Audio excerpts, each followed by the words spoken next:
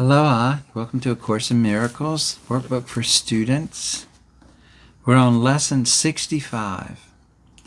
My only function is the one God gave me.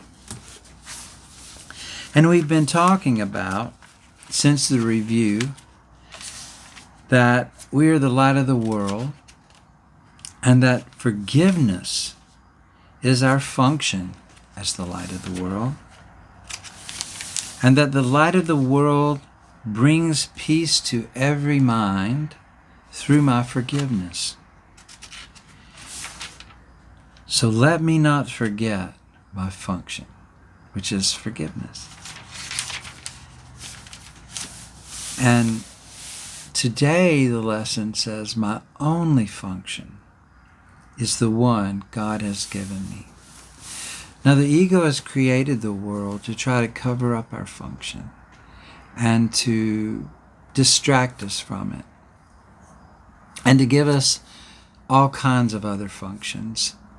And we may not even realize what those all kinds of different functions are, but that's what we're going to use this time for today, to really commit to this whole idea of forgiveness as our function, as our way to liberation and happiness.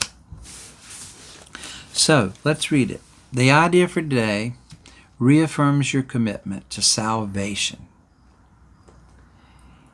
And what does salvation mean? I mean, that's a biblical term, but it means, think about it, all the things that bring you guilt, pain, unhappiness, sickness, disease, all the things that are less than perfect. Being free from those things and being happy and joyful and peaceful and totally abundantly cared for. That kind of life, what Jesus called abundant life. So that's what salvation is. It's not talking about going to heaven when you die instead of going to hell. But this is a here and now thing. So our function, the one God gave us, also reminds us that we have no function other than that. Both these thoughts are obviously necessary for a total commitment. Salvation cannot be the only purpose you hold while you still cherish others. The full acceptance of salvation as your only function necessarily entails two phases. The recognition of salvation as your function, and two, the relinquishment of all the other goals that you've invented for yourself.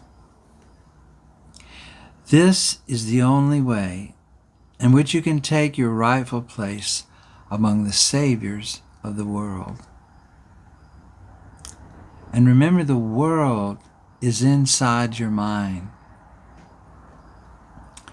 This is the only way in which you can say and mean, my only function is the one God gave me. This is the only way in which you can find peace of mind. Today and for a number of days to follow, set aside 10 to 15 minutes for a more sustained practice period. So now we're moving to a little longer times, a practice period. We've gotten used to sitting still and listening and contemplating for a couple of minutes or 5 minutes, and now it's going to be comfortable for us to move on to 10 minutes or 15 minutes. I do whichever one you're most comfortable with. But we're going for a more sustained, disciplined practice period here, in which we try to understand and accept what the idea for the day really means. What does it really mean? My only function is the one God gave me. Today's idea, get this is amazing. Today's idea offers you escape from all of your perceived difficulties. So if we can really get this idea in our mind and accept it and be committed to it, that my only function is the one God gave me, it will give us escape from all of our perceived difficulties. Today's idea offers you escape from all of your perceived difficulties. It places the key to the door of peace in your own hands. You can unlock your own peace yourself. It gives you the answer to all the searching you have done since time began. What a promise. What an amazing, freeing, beautiful thing this one idea can bring into our life. My only function is the one God gave me. So, it behooves us to look at this a little closer. So try, if possible, to undertake the daily extended practice periods at approximately the same time each day. I like the morning and I like the evening before I go to bed. Those are mine, but you can pick a different time, whatever works best for you. But you want to try and do it at the same time each day. Try also to determine that time in advance and then adhere to it as closely as possible. And remember, these practice periods, the Course says, are even more important that we do these things the way it's said to be done than it is to just read through the workbook, for it to really work. And I've done it both ways. And when I've followed this closely, these instructions, it's made a world of difference in my ability to really understand and put this course into practice in my own life. So, this is important. It says the purpose of this, setting the times in advance and doing them on a regular basis, the purpose of this is to arrange your day so that you set apart the time for God, as well as for all the trivial purposes and goals that you will pursue. This is part of the long-range disciplinary training your mind needs. Our mind really isn't trained, and that's what this workbook lesson is. It's a mind training course, so that the Holy Spirit can use it, our mind, consistently for the purposes that He shares with us. And that's, of course, the purposes of forgiveness and salvation, communicating love. For the longer practice period, begin by reviewing the idea for today. My only function is the one God gave me. Then close your eyes. Repeat the idea to yourself once again. And watch your mind carefully to catch whatever thoughts crosses it. So we're going to do it with our eyes open. Then we're going to close our eyes and repeat, my only function is the one God has given me. And then we're going to see what thoughts come across our mind. And at first, we're going to make no attempt to concentrate only on the thoughts related to the idea for today. Rather, we're going to try to uncover each thought that arises that's going to try to interfere.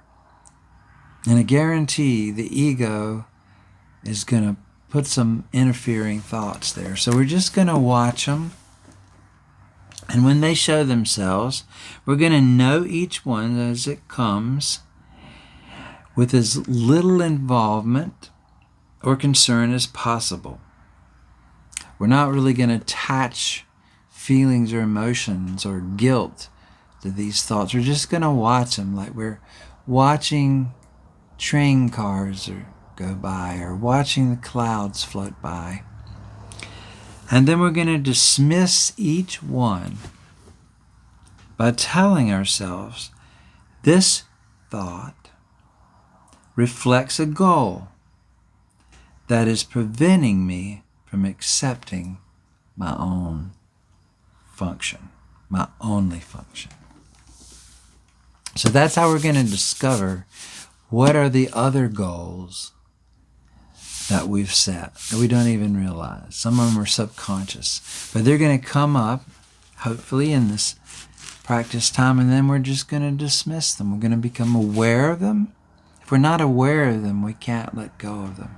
But we're going to become aware of them, and we're not going to attach any feelings or thoughts or emotions to them. We're just going to use this phrase to dismiss them. And after a while, interfering thoughts will become harder to find. Remember, we're doing this for like 10 to 15 minutes. So try, however, to continue a minute or so longer, attempting to catch a few of the idle thoughts that escaped your attention before. But do not strain or make undue effort in doing this. And then we're going to tell ourselves, on this clean slate of our mind, let my true function be written for me. And you need not use these words exactly, but try to get the sense of being willing to have your illusions of purpose be replaced with truth.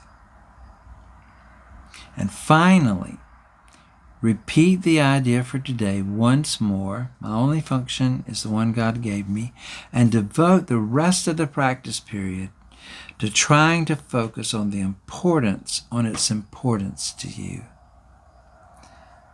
I mean, it's going to be probably, if we get this idea that it is going to place the key to the door of peace in our hands, that it's going to give us the answer to everything we've been searching for since time began, and that it's going to